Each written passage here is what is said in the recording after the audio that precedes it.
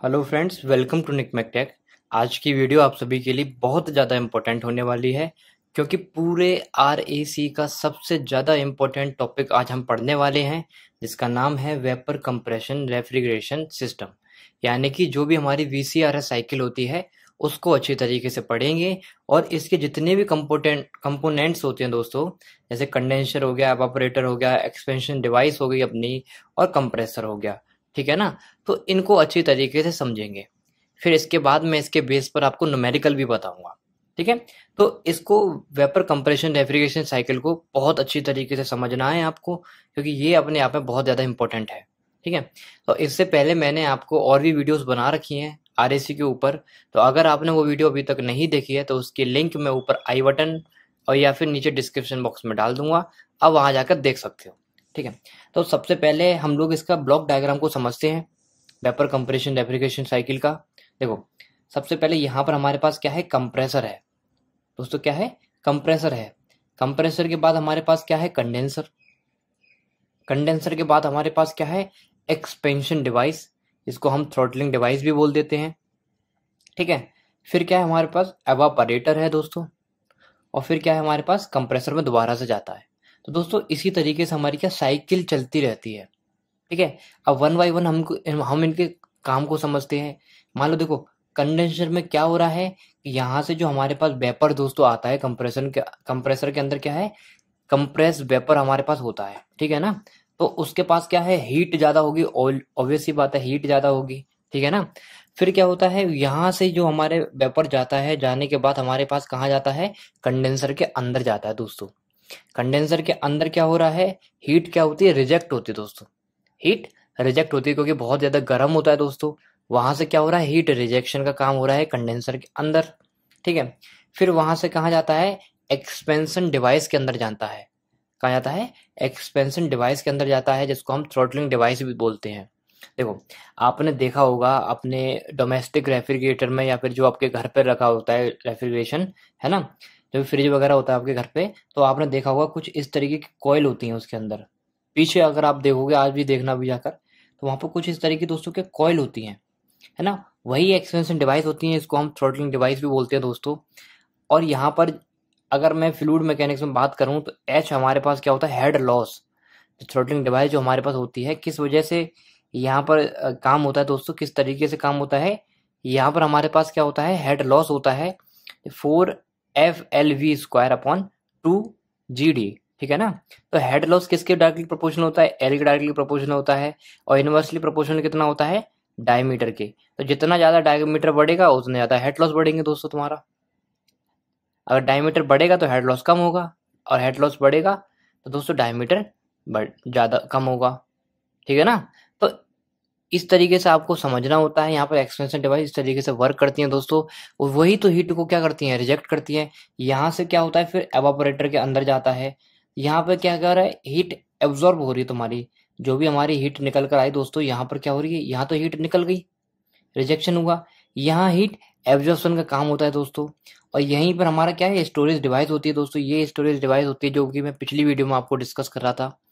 तो यहाँ पर जो भी स्टोरेज डिवाइस होती है, यहाँ पर क्या काम हो रहा है, हीट एब्जॉर्प्शन का काम हो रहा है दोस्तों, है ना।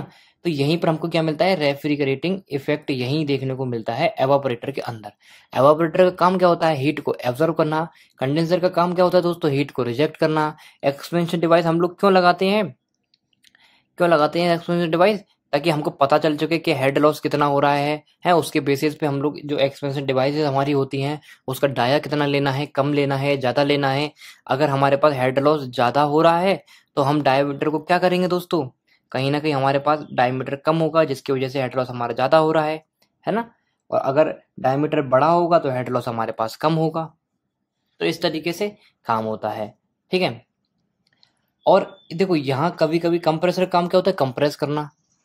तो यहाँ पर दोस्तों एवापोरेटर के अंदर हीट एब्जॉर्ब जो हमारी होती है, तो यहाँ पर कुछ ना कुछ वाटर भी रहता है, मॉइस्चर वाटर का रहता है। तो उसको हटाने के लिए, क्योंकि देखो कंप्रेसर के अंदर हम वेपर ही भेजते हैं, वाटर तो नहीं भेज सकते, यानी कि लिक्विड तो हम कंप्रेसर के अंदर भेज ही नहीं सकते दोस्तों, है ना। तो यहाँ पर हम एक चीज और लगा देते हैं, वो क्या होता है, हमारा एक्यूमुलेटर। कभी कभी बुक में आपको एक्यूमीटर भी देखने को मिल जाता है, लेकिन जनरल अगर आप देखो तो कंडेंसर एक्सपेंशन डिवाइस, एवापोरेटर और कंप्रेसर ही होता है। तो एक्यूमुलेटर हम लोग क्यों लगाते हैं इसको भी समझ लीजिए, ताकि यहाँ पर जो हमारे पास हीट एब्जॉर्प्शन हो रही है, वेपर जो हमारा बन रहा है दोस्तों, उसके अंदर मॉइस्चर ना रह जाए, उसको सुपर हीट करते हैं, है ना। मॉइस्चर को रिमूव करने के लिए हम लोग एक्यूमुलेटर लगाते हैं। तो ये काम क्या होता है, हमारा एक्यूमुलेटर का काम होता है दोस्तों। तो इस तरीके से आप लोग साइकिल बना सकते हो, ठीक है। अब इसकी ना हम लोग टीएस डायग्राम बनाते हैं इसको, और एक एक तरीके से आपको समझते हैं। मान लो देखो हमने टीएस डायग्राम बनाया। टीएस डायग्राम देखो, ये क्या होता है, टीएस डायग्राम का डोम होता है, ठीक है ना। इस तरीके से टीएस डायग्राम का डोम होता है, जो कि ऑलरेडी आपको पता है। अगर नहीं पता है तो मैं ये मानकर चलता हूँ आपने थर्मोडायनेमिक अच्छी तरीके से पढ़ी है। अगर आपको समझना है डोम किस तरीके से होता है, तो मैं आपको फिर किसी दिन आपको बता दूंगा कि ये डोम इस तरीके से क्यों आता है, ठीक है ना। जब हम फेजर डायग्राम पढ़ते हैं, फेज चेंज प्रोसेस पढ़ते हैं थर्मोडायनेमिक के अंदर दोस्तों, तो वहां हमें समझ आता है कि इस तरीके से हमारा डोम बनता है, ठीक है। अभी आप मान लीजिए हमारे पास टीएस जो डायग्राम होता है उसका इस तरीके से डोम होता है। यहाँ पे अगर 1 से 2 की बात करूं मैं, 1 से 2 की तरफ, यहाँ क्या हो रहा है, हमारे पास कंप्रेशन हो रहा है, ठीक है। अगर मैं 2 से 3 की बात करूं दोस्तों, यहाँ क्या हो रहा है, कांस्टेंट प्रेशर हीट रिजेक्शन, यानी कि ये हमारे पास क्या है, कंडेंसर हो गया दोस्तों। कंडेंसर में क्या होता है, हीट रिजेक्शन होता है। यहाँ क्या हो रहा है दोस्तों, कंप्रेशन, यानी कि हमारे पास कंप्रेसर है, ठीक है। फिर 3 to 4 क्या हो रहा है, एक्सपेंशन हो रहा है, आइसेंथैल्पिक एक्सपेंशन दोस्तों। 3 to 4 आइसेंथैल्पिक एक्सपेंशन हो गया, ठीक है। 4 to 1 क्या है हमारे पास, ये एवापोरेटर है। यहाँ पर क्या हो रहा है, constant pressure heat addition, heat का क्या हो रहा है, एडिशन हो रहा है दोस्तों। और यहीं पर हमको क्या देखने को मिलता है, रेफ्रिजरेटिंग इफेक्ट देखने को मिलता है दोस्तों। तो दोस्तों ये हमारे पास पीएच डायग्राम हो गया, हमारे पास टीएस डायग्राम। अब हम लोग क्या है, इसमें पीएच डायग्राम को भी देख लेते हैं, क्योंकि कभी कभी पता है वीसीआरएस जो साइकिल हमसे पूछता है, तो वहां पर यही पूछा जाता है कि टीएस डायग्राम किस तरीके से हम लोग बनाते हैं और पीएच डायग्राम किस तरीके से बनाते हैं। तो आपको पीएच डायग्राम का डोम याद रखना है, कुछ इस तरीके से होता है, ठीक है। तो यहाँ पर 1 से 2 की अगर मैं बात करूं तो सेम प्रोसेस हो रही है। वो क्या प्रोसेस हो रही है, आइसेंट्रोपिक कंप्रेशन ही हमारे पास हो रहा है। यहाँ भी 1 से 2 आइसेंट्रोपिक कंप्रेशन हो रहा है, ठीक है। फिर 2 से 3 क्या हो रहा है, हमारे पास कांस्टेंट प्रेशर हीट रिजेक्शन हो रहा है दोस्तों। यहाँ अगर देखोगे तो कुछ इस तरीके से, थोड़ा सा कुछ इस तरीके से बनता है ना। यहाँ आप अगर देख पाओ तो ये बिल्कुल सीधा है। फिर कांस्टेंट प्रेशर हीट रिजेक्शन जो हमारा 2 से 3 हो रहा है वो इस तरीके से होता है। 3 से 4 की अगर मैं बात करूं तो वही आइसेंथैल्पिक एक्सपेंशन हो रहा है यहाँ भी। और कांस्टेंट प्रेशर हीट एडिशन जो हो रहा है हमारे पास 4 to 1 हो रहा है। और यहाँ भी हमें हीट क्या देखने को मिलता है, रेफ्रिजरेटिंग इफेक्ट देखने को मिलता है। तो दोस्तों अगर आपसे पूछा जाए कि टीएस डायग्राम और पीएच डायग्राम बनाइए वीसीआरएस साइकिल के ऊपर, है ना, तो वीसीआरएस साइकिल पहले आप लोग इस तरीके से बना देना, है ना। इसमें यहाँ पर हीट लॉस भी दिखाना चाहो तो दिखा देना, वरना कोई बात नहीं है। यहाँ पर टीएस डायग्राम आप इस तरीके से बनाना, पीएच डायग्राम इस तरीके से बनाना, और उसके ये पॉइंट लिख देना कि 1 से 2 ये हो रहा है, ये प्रोसेस हो रही है ना। 1 से 2 क्या प्रोसेस हो रही है, 2 से 3 क्या प्रोसेस हो रही है, तो इस तरीके से प्रोसेस हो रही है, ठीक है। ये डायग्राम हम लोग क्यों बनाते हैं, क्योंकि आगे जब हम न्यूमेरिकल करेंगे ना अभी, तो इन्हीं डायग्राम के बेसिस पे हम लोग न्यूमेरिकल करते हैं, वो भी मैं आपको बताऊंगा, टेंशन लेने की कोई बात नहीं है। तो अब हम लोग समझते हैं अच्छी तरीके से कि कंडेंसर क्या होता है, एवापोरेटर क्या होता है, कंप्रेसर क्या होता है, और एक्सपेंशन डिवाइस क्या होता है, और इसकी किस तरीके से हम लोग कैलकुलेशन करते हैं, उसको हम लोग पढ़ते हैं हम लोग। तो देखिए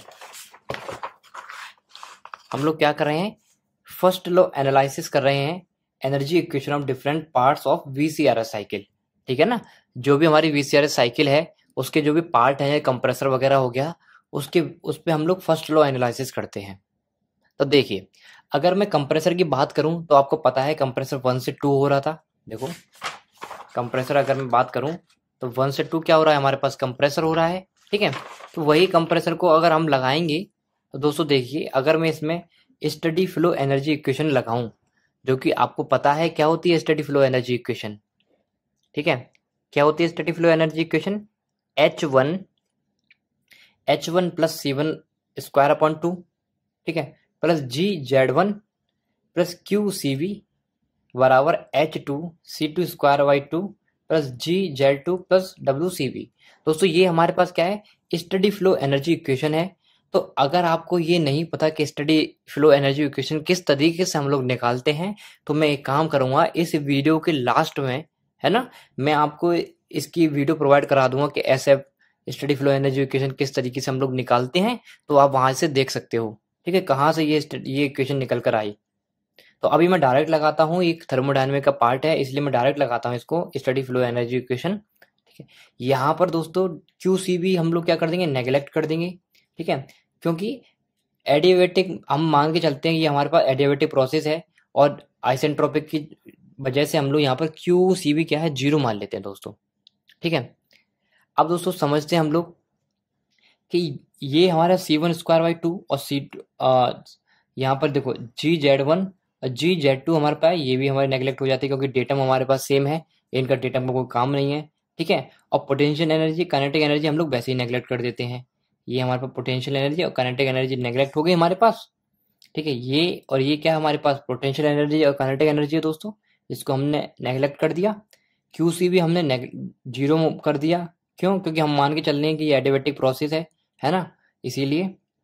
तो यहाँ पर बचा क्या, H1 हमारे पास बचा, और क्या बचा हमारे पास, H2 बचा हमारे पास, और WCB बचा, यानी कि कंप्रेसर का W बचा। दोस्तों देखिए H1 अगर मैं निकालूंगा यहाँ से तो H2 माइनस WCB हो जाएगा कंप्रेसर का। ठीक है, तो यहाँ से W कंप्रेसर निकालूंगा, कितना होगा, H2 माइनस H1, ये कितना निकल कर आएगा, किलोजूल पर kg।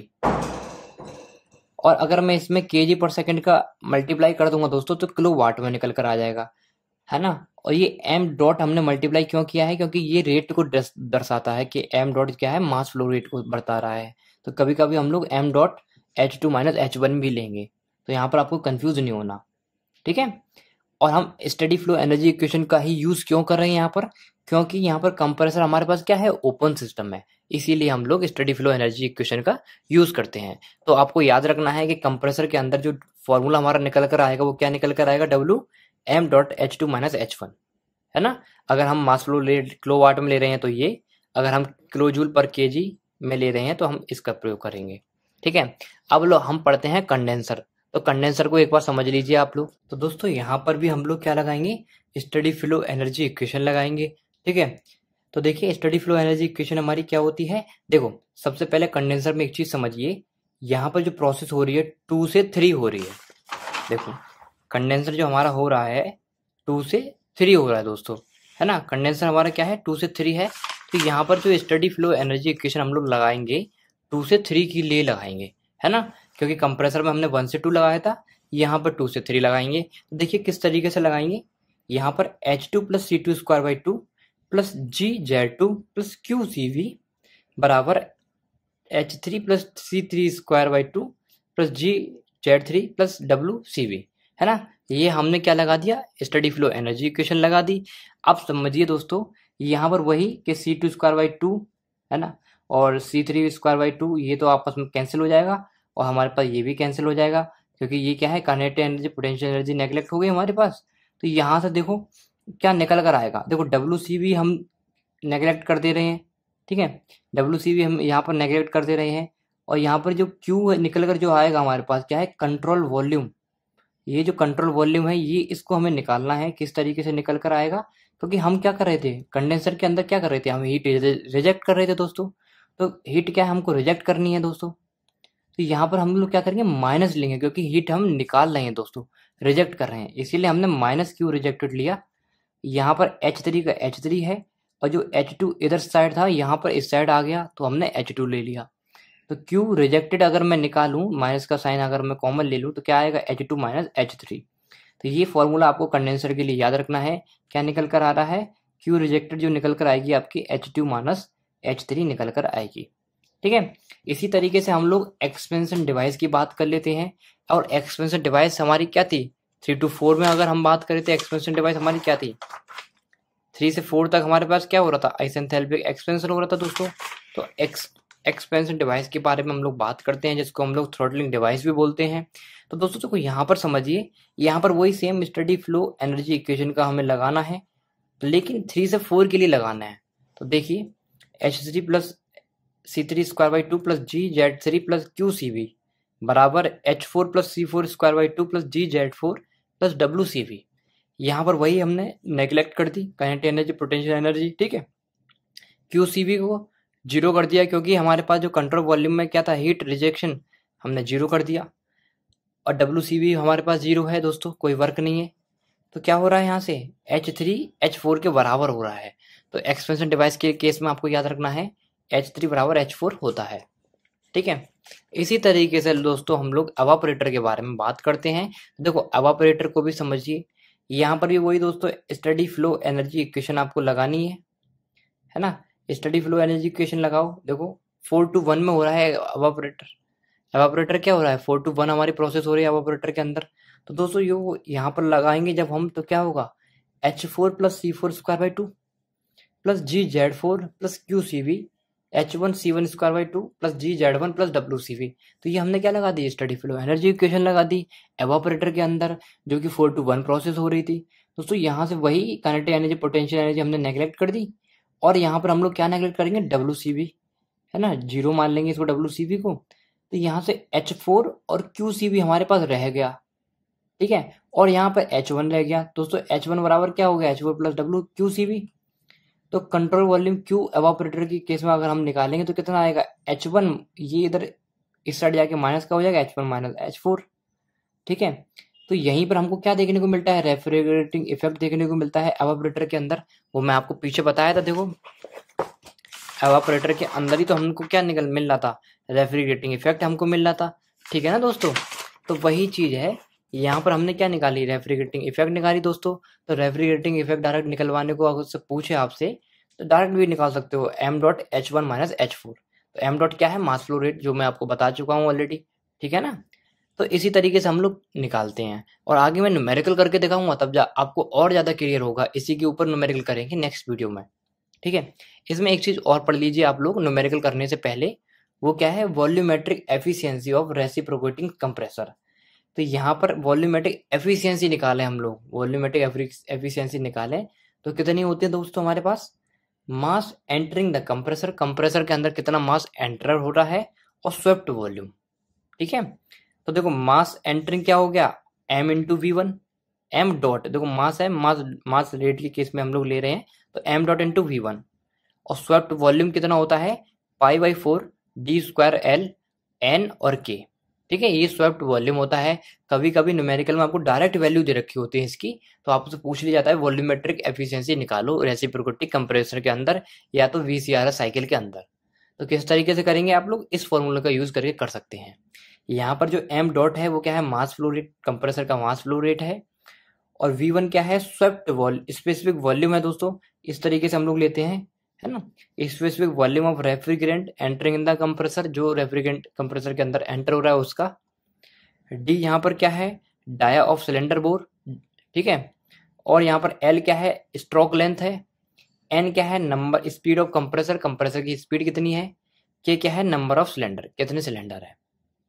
और एक चीज आपको और याद रखनी है, if the clearance factor and pressure ratio given, अगर क्वेश्चन के अंदर क्लियरेंस फैक्टर दे रखा है और प्रेशर रेशियो दे रखा है, तो वॉल्यूमेट्रिक एफिशिएंसी हम इस फॉर्मूले से निकालते हैं, 1 + C - C P2/P1 1/H। यहाँ से जो C होता है वो कितना होता है, VC/VS। तो ये फॉर्मूला आपको दो याद रखने हैं, क्लियरेंस फैक्टर और प्रेशर रेशियो दे रखा हो तो ये वाला फॉर्मूला आप लगा देना, वॉल्यूमेट्रिक एफिशिएंसी निकलवाई होगी, और नहीं तो आपको ये इस वाले फॉर्मूले से निकाल देनी है, जो भी आपको न्यूमेरिकल में दे रखा हो। तो दोस्तों इन्हीं के ऊपर VCRS साइकिल के न्यूमेरिकल होते हैं। देखो ये न्यूमेरिकल आपको दे रखे हैं, तो इन न्यूमेरिकल को मैं अच्छी तरीके से बताऊंगा। अच्छा देखो इसमें एक चीज और आप देख सकते हो, COP, हमारे पास इसकी भी COP रह गई, तो COP और देख लीजिए दोस्तों, कोफिशिएंट ऑफ परफॉर्मेंस। मैंने क्या बताया था पिछली वीडियो में आपको, refrigerating effect upon work input होती है, ठीक है। तो यहाँ अगर मैं इसकी COP निकालूं दोस्तों, तो रेफ्रिजरेटिंग इफेक्ट हमें 4:1 मिल रहा है ना। देखो इतना याद रखना, ये इस तरीके से बनता है थोड़ा सा, ठीक है। 4:1 में हमें रेफ्रिजरेटिंग इफेक्ट मिल रहा था, तो कैसे लिख सकते हैं हम लोग, H1 - H4 रेफ्रिजरेटिंग इफेक्ट हो गया, ठीक है। और वर्क इनपुट हम क्या दे रहे थे इसमें, 1 से 2, कंप्रेसर में तो वर्क इनपुट दे रहे थे, तो 1 से क्या हो गया, H2 - H1, ये हमारे पास वर्क इनपुट हो गया। H4 की जगह हम लोग क्या लिख सकते हैं, H3 भी लिख सकते हैं, तो H1 - H3 भी लिख सकते हैं हम लोग।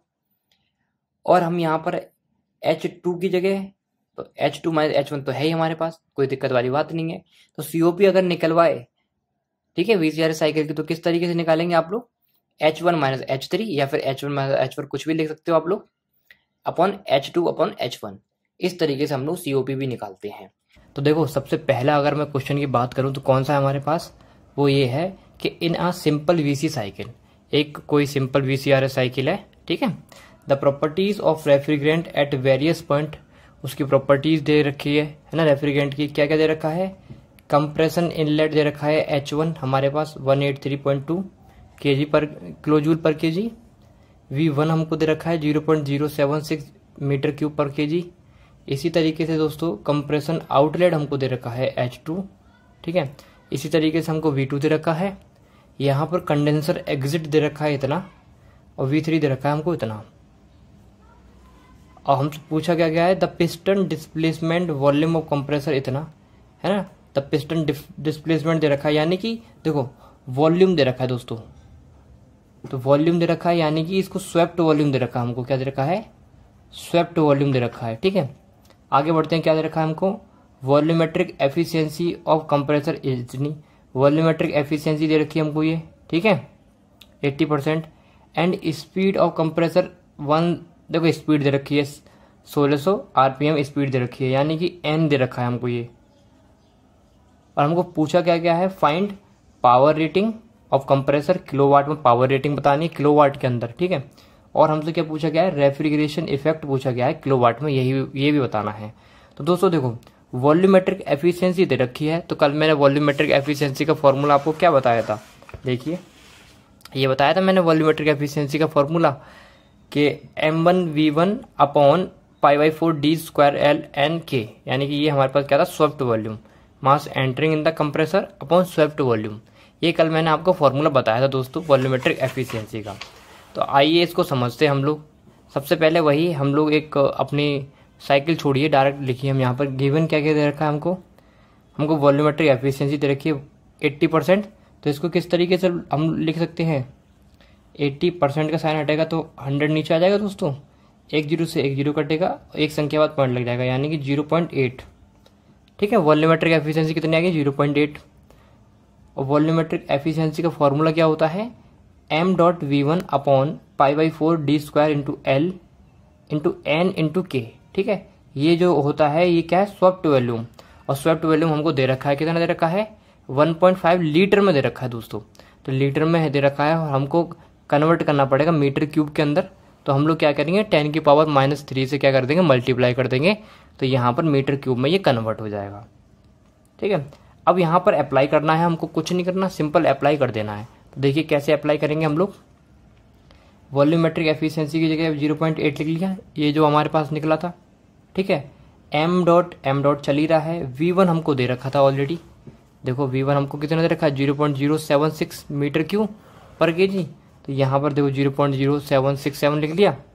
इसी तरीके से दोस्तों π/4d²L ये हमारे पास स्वेप्ट वॉल्यूम दे रखा है, कितना दे रखा है, 1.5 लीटर दे रखा है, जिसको हमने मीटर क्यूब में कन्वर्ट कर लिया, वो हमने यहाँ पर लगा दिया। और यहाँ पर N देखो K कितना है हमारे पास, K बराबर 1 है, K क्या है 1, कुछ नहीं दे रखा होता है तो हम 1 मान लेते हैं दोस्तों, ठीक है। N हमको दे रखा है, N दे रखा है हमको 1600 RPM, तो इसको हमने किलोवाट में कन्वर्ट किया, तो हमने 60 से क्या कर दिया, डिवाइड कर दिया दोस्तों। तो वही मैंने यहाँ पर लगा दिया। अब यहाँ पर जब आप कैलकुलेशन करोगे दोस्तों, आपके पास M निकल के आ जाएगा, m डॉट कितना निकल कर आएगा, 0.417 kg पर सेकेंड, ये आपका निकल कर आ जाएगा। कुछ नहीं करना, आपको m डॉट निकालना है, ठीक है। तो आप क्या करना, ये वाली जो चीज़ है देखो, एक काम करना, इसको इस तरीके से लिखना 0.8, और बाकी की ये जो दे रखा है यहाँ पर 1.5 इंटू 10⁻³ और 1600 RPM है ना, इसको इधर ले जाना, आप मल्टीप्लाई करना और इसको नीचे कर देना, डिवाइड कर देना, तो यहाँ से आपका m डॉट निकल कर आ जाएगा। इतनी तो कैलकुलेशन आपको आती ही होगी, ठीक है। अब हम लोग आगे बढ़ते हैं, हमसे क्या पावर आउटपुट निकलवाया है, तो पावर आउटपुट क्या पूछा है, देखो पूछा क्या है, पावर रेटिंग पूछी है ना कंप्रेसर की, तो पावर रेटिंग यानी कि वर्क W पूछा है। देखो कंप्रेसर की पावर रेटिंग निकालने के लिए क्या बताया था मैंने फॉर्मूला कल, m.H2 - H1। देखिए कल मैंने आपको यहाँ पर बताया था पावर रेटिंग निकालने के लिए, देखो रेफ्रिजरेटिंग इफेक्ट निकालने के लिए तो ये था, ठीक है। लेकिन कंप्रेसर की पावर रेटिंग निकालने के लिए कल मैंने आपको अच्छी तरीके से समझाया था ये कंप्रेसर के बारे में। तो यहाँ से पावर रेटिंग कितनी थी, m.H2 माइनस H1 किलोवाट में, तो हमसे किलोवाट में ही पूछी है। तो इसीलिए दोस्तों मैंने यहाँ पर क्या किया, देखो पावर रेटिंग निकालने के लिए m.H2 माइनस H1, तो m. हमारे पास ये है 0.417 जो अभी अभी निकला था, ठीक है, ये जो अभी अभी निकल कर आया ना अपना, देखिए 0.417 ये लिख लिया हमने। और H2 हमारे पास ये है, H1 ये है, ये कहाँ से निकला है वो देखो, यहाँ से H2 ये है अपने पास, H1 ये है, ठीक है। तो सिंपल हमने क्या है, वैल्यू लगाई, वैल्यू पुट करी और हमसे W निकल आया हमारे पास, कितना आ गया 16.42 किलोवाट, इसको हम पावर रेटिंग बोलते हैं। अब हमसे क्या पूछा था, रेफ्रिजरेटिंग इफेक्ट। तो रेफ्रिजरेटिंग इफेक्ट मैंने अभी बताया था आपको m. Into H1 minus H4।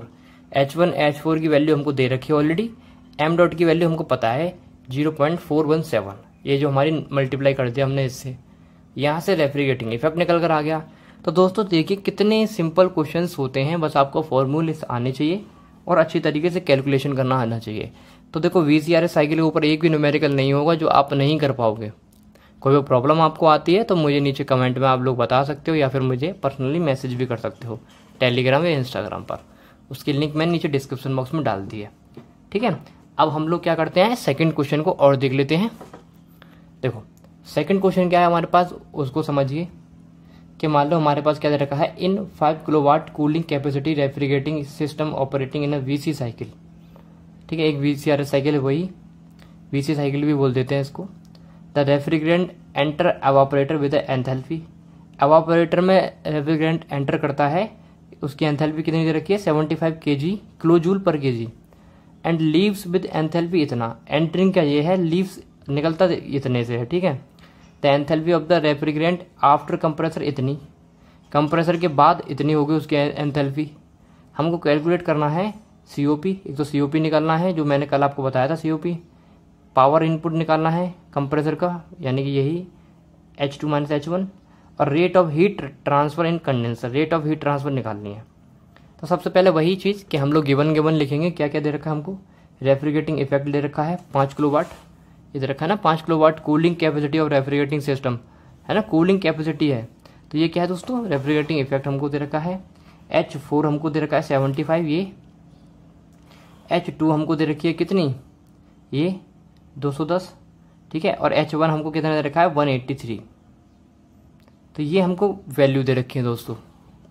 यहाँ से अगर हम रेफ्रिजरेटिंग इफेक्ट निकालेंगे तो वही मैंने अभी ऊपर आपको बताया था, m. Into H1 minus H4, ठीक है। अब हमको m. निकालना है यहाँ से, तो रेफ्रिजरेटिंग इफेक्ट हमारे पास 5 है, और H1 हमारे पास कितना था, ये 183, H4 कितना है 75, यहाँ से कितना क्या निकल कर आ जाएगा आपका m. निकल कर आ जाएगा दोस्तों। अब हमको क्या निकालना था, पावर इनपुट। पावर इनपुट निकालने के लिए आपको पता ही है क्या फॉर्मूला होता है, WC क्या होता था, m. क्या होता था फॉर्मूला, यही तो था m.H2 माइनस H1, ये फॉर्मूला था हमारे पास। अब H2 कितना है हमारे पास 210, और H1 कितना है हमारे पास 183, m. कितना निकल कर आ गया 0.046, ये निकल कर आ गया। तो यहाँ से हमारे पास क्या आ गई, पावर रेटिंग निकल कर आ गई, या फिर पावर इनपुट निकल कर आ गया, ठीक है। और हमसे क्या पूछा था, COP पूछा क्वेश्चन में। तो COP निकालने के लिए क्या होता है, refrigerating effect on work input, ठीक है। और रेफ्रिजरेटिंग इफेक्ट अगर मैं बात करूँ इसके अंदर क्या होगा, देखो इसके अंदर रेफ्रिजरेटिंग इफेक्ट क्या होगा, ये होगा, देखो मैं यहाँ पर लिख देता हूँ आपको, देखो क्या है रेफ्रिजरेटिंग इफेक्ट आपका H1 माइनस, है ना, H1 minus H4 upon H2 minus H1, ये है ना। देखो कल मैंने आपको बताया था यहाँ पर H1 minus H4 upon H2 minus H1, ये COP होती है, क्योंकि हमारे पास ये VCRS साइकिल थी ना। तो अगर आपको ये समझ नहीं आया तो आप पिछली वीडियोस में देख सकते हो। तो देखो H1 की वैल्यू हमको 183 दे ही रखी है, H4 की वैल्यू हमको 75 दे रखी है, H2 की वैल्यू 210 दे रखी है, H1 की 183 दे रखी है। तो इसको जब आप सॉल्व करोगे तो कितना निकल के आ जाएगा, COP 4 निकल के आ जाएगा। और लास्ट हमसे पूछा गया है ये C part, rate of heat transfer in the at condenser, rate of heat transfer निकालनी है। तो रेट ऑफ हीट ट्रांसफर यानी कि QCV निकालना है हमको। QCV कितना होता है, m dot H2 minus H3 होता है। यहाँ पर H3 H4 के बराबर होता है, तो m डॉट की वैल्यू हमारे पास 0.046 दे ही रखी थी, और H2 की वैल्यू हमको दे रखी है 210, और H3 की वैल्यू हमको दे रखी है, H3 H4 के बराबर होता है, तो यहाँ से H3 75 दे दिया, तो QCV हमारे पास निकल कर आ गया, रेट ऑफ हीट ट्रांसफ़र। ठीक है दोस्तों, इस तरीके से कैलकुलेशन करते हैं हम effect of variation in different parameters on the performance of VC cycle. यानी कि जो भी हमने VC साइकिल हमने बनाई थी, उसमें जितने भी कंपोनेंट थे, एवापोरेटर था, अपनी थ्रोटलिंग एक्सपेंशन वगैरह थी, हम उसके इफेक्ट क्या क्या होते हैं, ठीक है ना, हम क्यों यूज़ करते हैं, तो उन सब के रीजंस मैं आपको बताऊंगा। देखो, मैंने आपको VCRS साइकिल बताई थी। क्या होती है VCRS साइकिल? ये होती है अपनी VCRS cycle, condenser, compressor, evaporator और एक्सपेंशन डिवाइस। इनको हम लोग क्यों यूज़ करते हैं, इसके बारे में आज हम लोग डिस्कस करेंगे दोस्तों। देखो, सबसे पहले अगर मैं बताऊं, थ्रोटलिंग एक्सपेंशन या फिर थ्रोटलिंग डिवाइस हम लोग बोलते हैं, इसका यूज़ हम लोग क्यों करते हैं, इसके बारे में आप लोग जानिए। देखो, मैंने आपको बताया था, आपका जो भी रेफ्रिजरेटर होता है घर पे, आपने देखा भी होगा, फ्रिज वगैरह, तो आपने पीछे देखा होगा, उसकी हीट निकालने के लिए इस तरीके की क्या होती है, कॉइल्स होती हैं दोस्तों। क्या होती हैं? कॉइल्स होती हैं, जिसको हम लोग कैपिलरी बोलते हैं दोस्तों, कैपिलरी ट्यूब, ठीक है ना, तो उसका यूज़ होता है। तो यहाँ पर हम लोग थ्रोटलिंग एक्सपेंशन का यूज़ क्यों करते हैं, वहाँ पर मैंने आपको बताया था, अगर आपको याद हो तो मैंने वहाँ पर क्या बताया था, हेड लॉस के बारे में बताया था आपको, है ना, तो उसकी वजह से यूज़ करते हैं। पहला बात तो वो ये हो गई। सेकंड, अगर मैं बात करूँ, अगर मैं थ्रोटलिंग एक्सपेंशन की जगह अगर मैं आइसेंट्रोपिक एक्सपेंशन यूज़ करूँ प्रोसेस में, ठीक है, तो हमें क्या मिलेगा, हमें वी नीड एक्सपेंडर, हमको एक्सपेंडर की जरूरत पड़ेगी। क्यों? क्योंकि आपको पता है आइसेंट्रोपिक एक्सपेंशन जो होती है, ये हमें नेग्लिजिबल वर्क प्रोवाइड करता है, और नेग्लिजिबल या फिर नामात्र का वर्क प्रोवाइड करता है, और वो वर्क क्या होता है, माइनस के VdV, ठीक है ना, W बराबर माइनस की VdV। तो नेग्लिजिबल वर्क प्रोवाइड करता है, इसीलिए हम लोग इसको आइसेंट्रोपिक एक्सपेंशन का नहीं यूज़ करके हम लोग थ्रोटलिंग एक्सपेंशन का यूज़ करते हैं।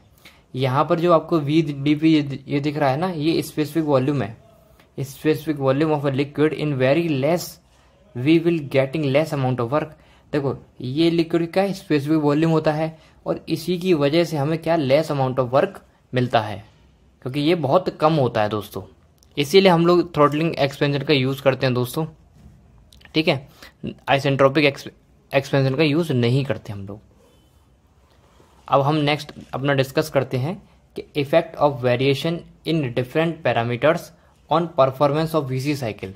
दोस्तों, ये हमारे ऊपर, हमारे RAC सब्जेक्ट के ऊपर आई थिंक 6वीं वीडियो है, तो पिछली वीडियो ज़रूर देखें, है ना। तो देखिए, सबसे पहले हम लोग बात करते हैं कि effect of decrease in evaporator pressure. अगर हम एवापोरेटर का जो प्रेशर का डिक्रीज कर देंगे, अगर हम एवापोरेटर का प्रेशर डिक्रीज कर देंगे तो उसका इफेक्ट क्या होगा। तो देखिए, हमने ये क्या बना ली, हमने अपनी वही VCRS साइकिल बना ली, जिसका हमने pH डायग्राम बनाया दोस्तों। क्या बनाया है? pH डायग्राम बनाया है। pH डायग्राम किस तरीके से बनता है, देखो मैं एक बार बना के दिखा देता हूँ आपको। ये हमारे पास P है इस साइड, ये हमारे पास H है इस साइड। तो पहले तो इसका डोम बनाते हैं इस तरीके के, तो डायग्राम याद कर लो, ये डायग्राम इस तरीके से ही बनते हैं, ये इस तरीके का बनता है, ठीक है दोस्तों। अब यहाँ बात हो रही है कि एवापोरेटर प्रेशर को अगर हम डिक्रीज करते, ये साइकिल वही है हमारे पास 1 से 2, है ना, 3, 4, इस तरीके का है कुछ। अगर मैं एवापोरेटर का प्रेशर डिक्रीज कर दूं दोस्तों, यानी कि देखो, ये तो हमारे पास कंडेंसर था, आपको पता है, ये हमारे पास क्या है, एवापोरेटर। अगर मैं इसका प्रेशर डिक्रीज कर देता हूं दोस्तों, तो देखिए, अगर मैंने, ये पता है मैं क्यों समझा रहा हूँ आपको, ये बहुत ज़्यादा इंपॉर्टेंट है। आगे अगर मैं बताऊँगा ना आपको, अगर आप आगे भी पढ़ोगे अभी, तो बहुत ज़्यादा इंपॉर्टेंट है, इसीलिए बता रहा हूँ मैं आपको कि अगर मैंने देखो एवापोरेटर का प्रेशर डिक्रीज कर दिया, तो हमें कहीं ना कहीं देखो ये इतना वर्क करना पड़ेगा, ठीक है ना, तो हमारा वर्क डन भी बढ़ जाएगा। अगर मैं प्रेशर डिक्रीज करूँगा दोस्तों, तो हमारा वर्क डन भी बढ़ जाएगा, वर्क डन बढ़ जाएगा तो फिर हमारा COP डिक्रीज हो जाएगा, है ना, वॉल्यूमेट्रिक एफिशिएंसी डिक्रीज हो जाएगी। तो देखिए यहाँ पर देखो लिखा भी है, अगर मैं वर्क इनपुट बढ़ेगा, देखो हमारा क्या होगा, वर्क इनपुट बढ़ेगा, पहली बात। और आपको पता है यहीं पर हमको क्या देखने को मिलता है, यहीं पर हमको रेफ्रिजरेटिंग इफेक्ट देखने को मिलता है।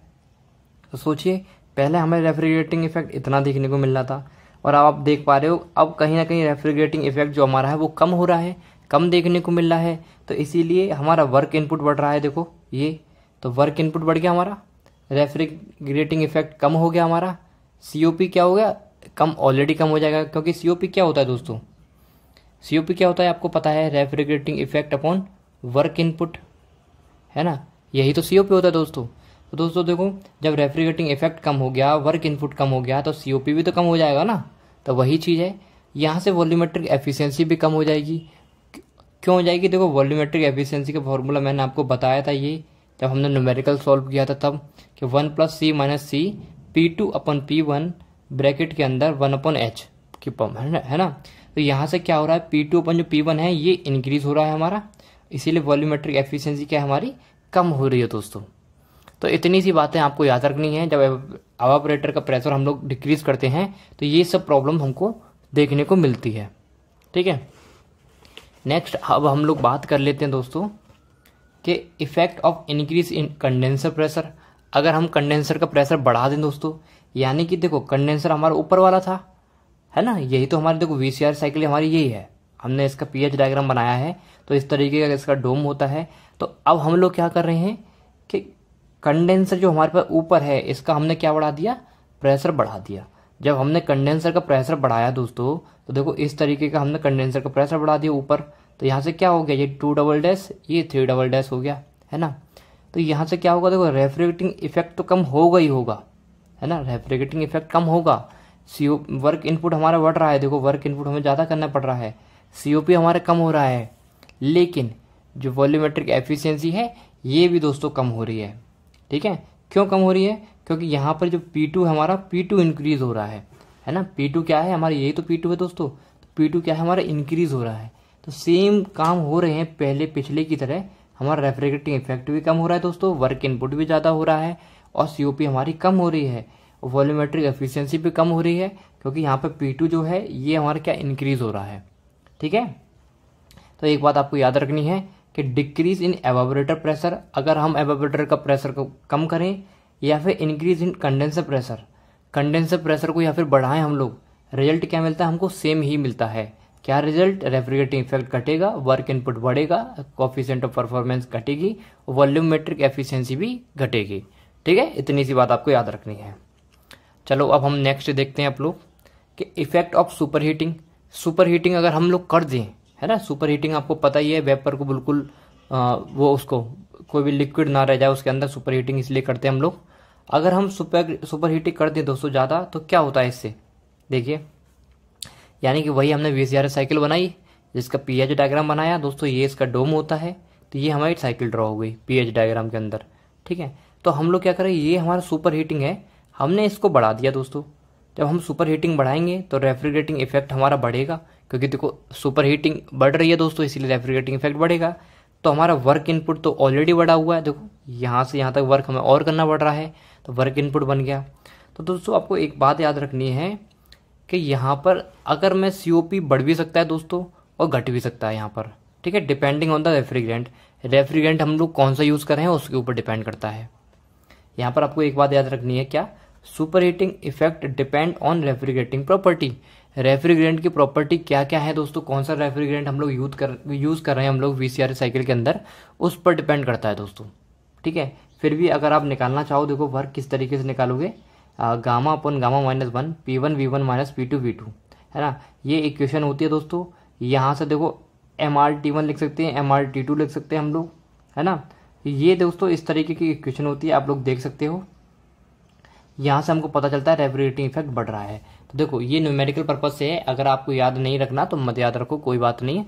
आप बस इतनी सी बात याद रखनी है, जब हम सुपर हीटिंग करेंगे तो यहाँ से रेफ्रिजरेटिंग इफेक्ट हमारा बढ़ेगा और वर्क इनपुट भी बढ़ेगा, और कोएफिशिएंट ऑफ परफॉर्मेंस घट भी सकता है, बढ़ भी सकता है, डिपेंड करता है रेफ्रिजरेंट की प्रॉपर्टी के ऊपर, ठीक है। इतनी सी बात आपको लिख देनी है। अब आगे हम लोग बढ़ते हैं। आगे हमारे पास है दोस्तों, देखिए इफेक्ट ऑफ सब कूलिंग। देखो अगर हम सब कूलिंग करते हैं, यानी कि देखो यहाँ तो हमारे क्या सुपर हीटिंग थी, अगर हम सब कूलिंग करते हैं, इस साइड करते हैं, तो उसके क्या इफेक्ट पड़ेंगे उसको देख लीजिए। देखो सब कूलिंग की हमने, तो सब कूलिंग की कहीं ना कहीं देखो इधर हम लोग आए, है ना, 3' से 4' की तरफ आए हम लोग, है ना, इस साइड आए कम से कम। तो यहाँ से क्या हुआ, रेफ्रिजरेटिंग इफेक्ट तो हमारा बढ़ा, वर्क इनपुट क्या रहेगा हमारा, सेम रहेगा, क्योंकि वर्क इनपुट तो हमारे यहाँ मिलता है, हमें काम करने की जरूरत तो पड़ी नहीं है ना। तो COP भी क्या बढ़ जाएगा, हमारा COP बढ़ जाएगा, ठीक है। क्योंकि देखो COP क्या होता है दोस्तों, refrigerating effect upon work input, यही तो होता है। तो वर्क इनपुट सेम है तो COP क्या रहेगा, बढ़ेगा ही, ऑब्वियस ही बात है, क्योंकि रेफ्रिजरेटिंग इफेक्ट बढ़ रहा है हमारा, तो COP ऑलरेडी बढ़ेगा। तो यही सब चीज़ आपको याद रखनी है। तो इस तरीके की दोस्तों VCR साइकिल होती है और उसके इफेक्ट होते हैं पैरामीटर्स, अलग अलग पैरामीटर्स पे क्या क्या इफेक्ट पड़ते हैं, ठीक है, वो मैंने आपको डिस्कस कर लिया। अब हम लोग नेक्स्ट वीडियो में पढ़ेंगे advantage of dry compression over weight compression, इसके बारे में डिस्कस करेंगे।